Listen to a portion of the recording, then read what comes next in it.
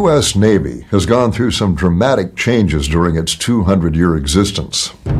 From the commerce raiders of the American Revolution to the mightiest military instrument afloat in the Second World War, the U.S. Navy has proven its ability to adapt to changing times.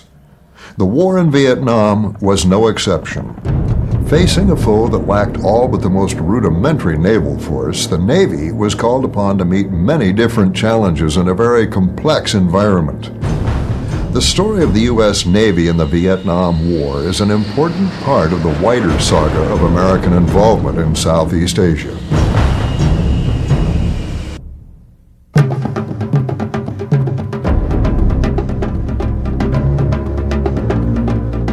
When the U.S. military began its involvement in Vietnam during the 1950s, it was realized that the best means of carrying cargo and people in many parts of the country was by water. This was something the Viet Cong took full advantage of. U.S. Navy personnel worked with the South Vietnamese Navy along the coast and in the Mekong Delta, where they trained their Vietnamese counterparts in how to regulate coastal and river traffic. At the same time, the ships of the Blue Water Navy were involved in surveillance and electronic snooping off the North Vietnamese coast. It was here in international waters that direct conflict with the Democratic Republic of Vietnam, or the DRV, began. On August 2, 1964, the USS Maddox was attacked by 3 North Vietnamese patrol boats. The Maddox sank one of the attackers while the others were driven off by aircraft from a nearby American carrier. Although not known to the American public at the time, the U.S. destroyer was sailing near the site of a South Vietnamese naval raid against the DRV, which provoked the North Vietnamese response. A second attack was reported to have occurred 2 days later against the Maddox and the USS Turner Joy, a second destroyer that had joined her. It was a stormy night, and there is considerable doubt that an attack actually occurred.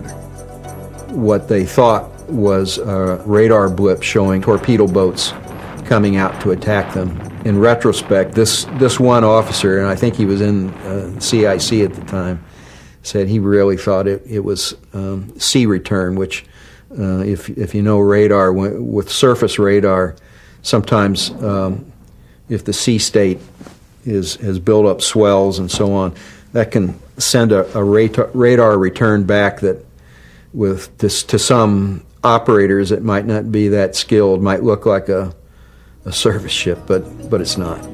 President Johnson used this second attack, known as the Gulf of Tonkin incident, as a pretext to launch airstrikes against the North. He ordered his aircraft carriers into action. America officially entered the war in Vietnam on August 7, 1964, with Operation Pierce Arrow, a series of reprisal strikes against North Vietnamese naval bases and support facilities. The operation marked the beginning of a prolonged involvement by the U.S. Navy in the fighting in Southeast Asia.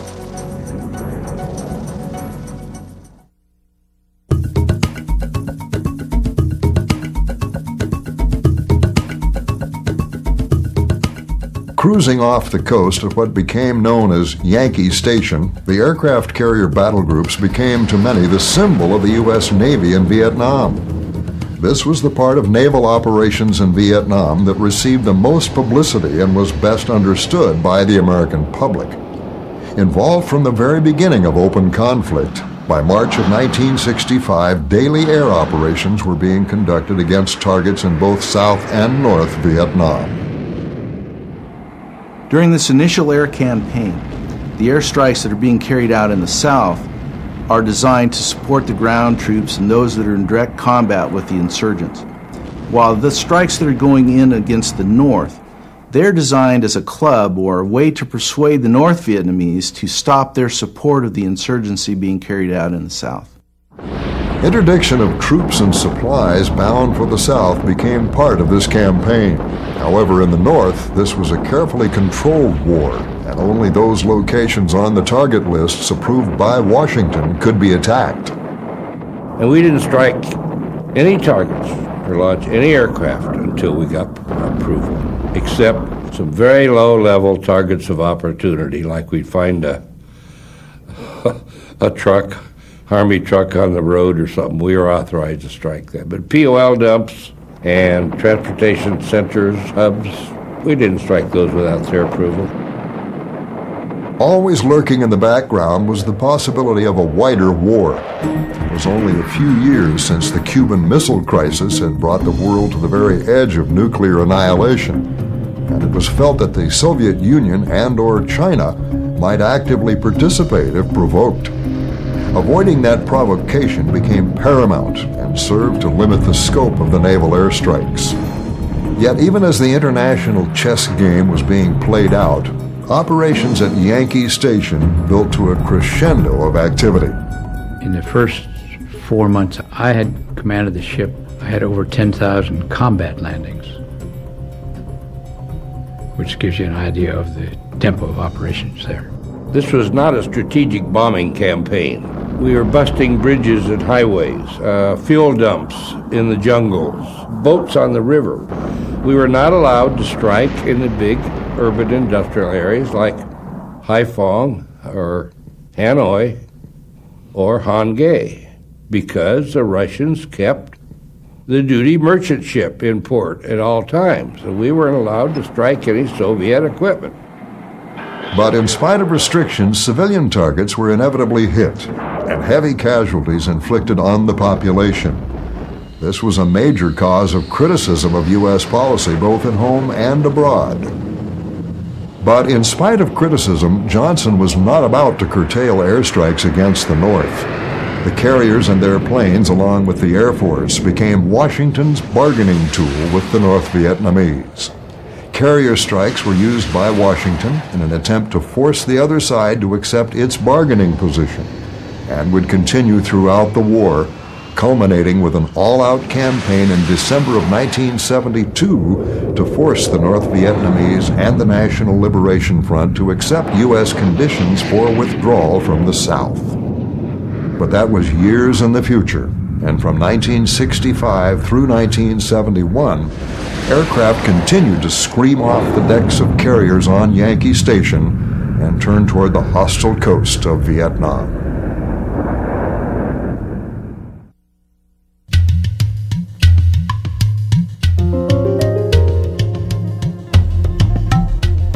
Military operations in wartime are by their very nature dangerous.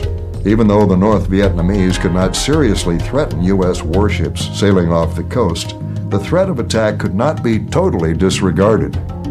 You would have to say that there's certainly a difference in the level of intensity that members of ship's company felt. There was only one time where I remember that we actually went to general quarters, and that was because we had gone quite far up into the Gulf of Tonkin, and there was concern that, well, maybe the North Vietnamese might try to send some airplanes out and attack us. Generally speaking, we were operating in what was considered a safe area as far as the ships were concerned. Now, of course, for the pilots, whenever they left the ship on an operation flying over Vietnam, they were going into combat, and it was always a life or death situation for them. They never knew if that day their number might be up. When the naval airstrikes began in the wake of the Gulf of Tonkin incident, they went in against fairly weak air defenses. However, the North Vietnamese soon established a formidable air defense system built around Soviet-made anti-aircraft guns, surface-to-air missiles, and MiG interceptors. Jumps and starts in the bombing raids, well-defined strike areas, as well as continued Soviet and Chinese support with increasingly sophisticated weapons. Situation with twin Ford 427 interceptor engines and jacuzzi pumps on them could just get out and flat move in a hurry, which they had to do quite often, I guess. SEAL teams prepared for their missions in every way possible and were some of the only American forces to continue rigorous physical training while in base camp between missions. This fact, combined with constant briefings, kept the SEALs at peak efficiency. Whether slipping ashore from a small boat or put in by a larger landing craft, which would stop at several places to deceive the enemy and obscure the patrol's real location, The patrol usually used stealth and field craft to track and gather intelligence on their elusive foe. I think we'd like to think of the SEALs being 6'9" and, all look like Arnold Schwarzenegger. Most of the SEALs were smaller stature. I'd say that they had a 5'4" to 5'9". Wiry guys, tough as nails. I mean, they could run for 20 miles and hardly take a breath. I mean, they were great. Their operations were mostly recon. Sometimes they were set out to assassinate certain chieftains and villages. Quite often went out in black pajamas, but using Chi-Com weapons, and would just infiltrate different areas. Unlike most American forces in Vietnam, the SEAL teams were able to operate and use the night to actually meet the enemy on his own ground and his own terrain. And the SEALs were very effective, especially in the Delta area and the areas around the rivers in South Vietnam. Once the patrol had accomplished its mission, they would generally move back to a canal, set up a perimeter, often setting booby traps or charges for unwelcome visitors. Soon, a Navy landing craft would arrive and retrieve the small team.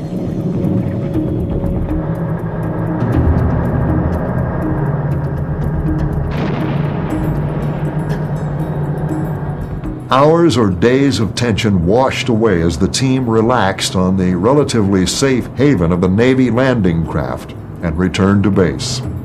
There they were debriefed by the team leader on the completed mission, and the intelligence gathered was passed on. Often the debriefing officers might make an aerial reconnaissance over the area in a helicopter to see if larger unit operations could be conducted to go after the enemy forces identified by the SEAL team. The Army and Navy combined to form an effective answer to the question of how to place and support a force large enough to take on the enemy in the formidable terrain of the Delta. This unit was known as the Riverine Force and was designed specifically for the conditions encountered in Vietnam.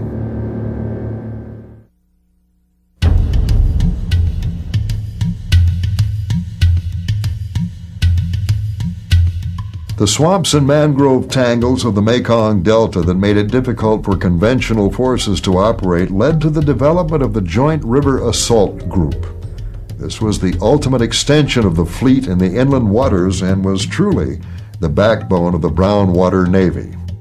One of the most remarkable and successful innovations that occurs in the Vietnam War is the formation of the Joint Riverine Force, which is the Army and the Navy cooperating and working together to effectively meet the enemy in the Mekong Delta area with both river and ground forces. And this success and the idea of the services working together in a joint way is one of the lessons that the military will carry forward from Vietnam and learn from, and the highlight and begin to really emphasize the use of joint operations. The Navy component consisted of a number of specially modified craft built to perform the role of larger ships during these inland amphibious operations. The battleships of the Inland Navy were the LCM gunboats, or monitors. These specialized vessels were armored and designed for one purpose: to close in to shore and fight it out with the enemy. We had three. One of them was called a Zippo. It had flamethrowers mounted on both sides. The other one had a minigun mounted on it, and the other one mounted a 105 to use to put beehive rounds in. But the good thing was a lot of firepower. The river monitors were responsible for screening the landing of the infantry and then supporting the operations of the troops ashore.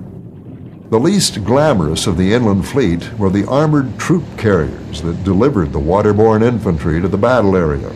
Armed only for defense, their role was to deliver the troops, provide supplies, and retrieve the soldiers when the operation was over. You'd be going down these rivers, one boat after the next, wagon train style, with dense forest on both sides, just feet away. Then, well, there was a couple times, of course, on that where you can say all hell broke loose. And it's deafening, the amount of firepower put out by the Navy.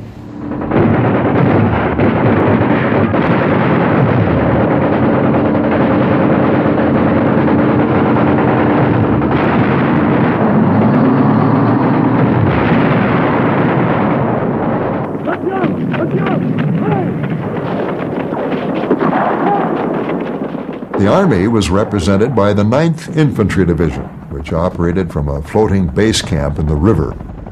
Our battalion moved from Dongtam onto the Mobile Riverine Force, onto the ships in the middle of the Mekong River. And that was the elite place to be, because you had all the water you wanted. You had it hot or cold. The Navy cooks would decorate the food. You know, you go through there, the best food and all the milk you wanted. It was like we felt bad for the guys on land because they didn't have all the supplies that we had. We did joint operations with the 9th Infantry, and actually we had operations that we took people in on with landing craft. We had the Popular Forces, which was the local armies like a militia, and 9th Army. And the SEALs would do the recon, set up ambush, and they'd do an old hammer and anvil trick and try to push the VC into a spot, and then they'd use the RAG fleet, the monitors and stuff with the tank turrets for their artillery base, mobile artillery, and they try to force the VC down into those things and block them off. These operations could last hours or days as the boats of the Brownwater Navy stood by in support. At the completion of an operation, the boats would move into a predetermined location and wait for the assault force to slog out and rejoin the boats.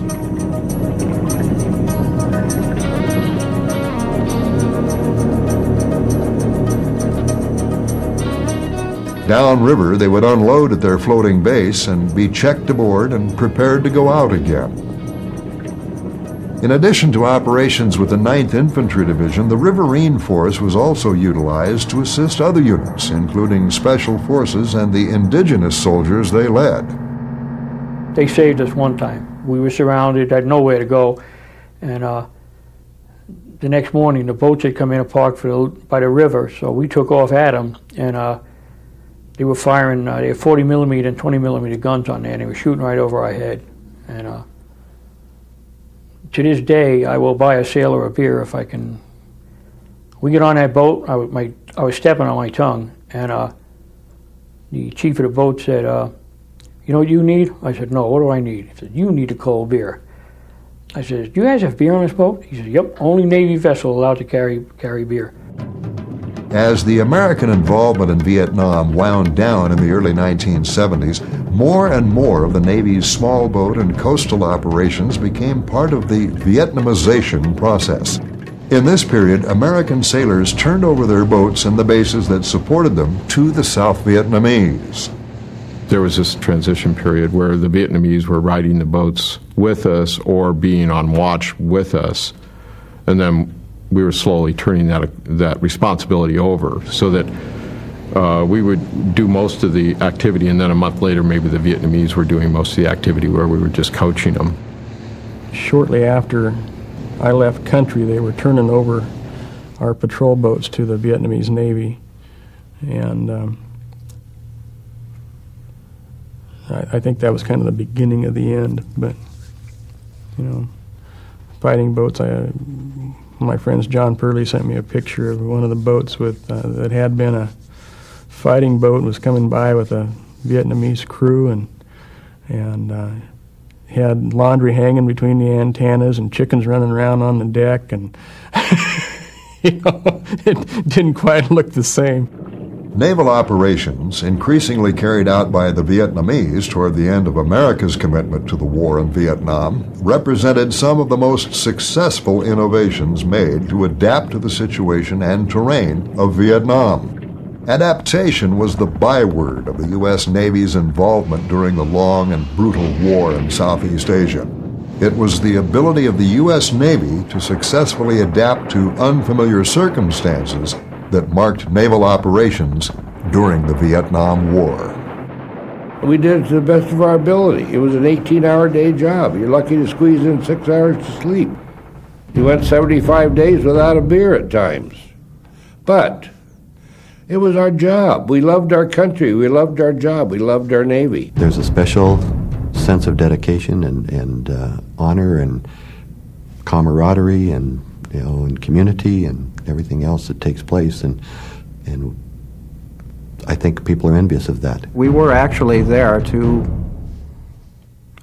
try to preserve freedom for those people, and they were worth it.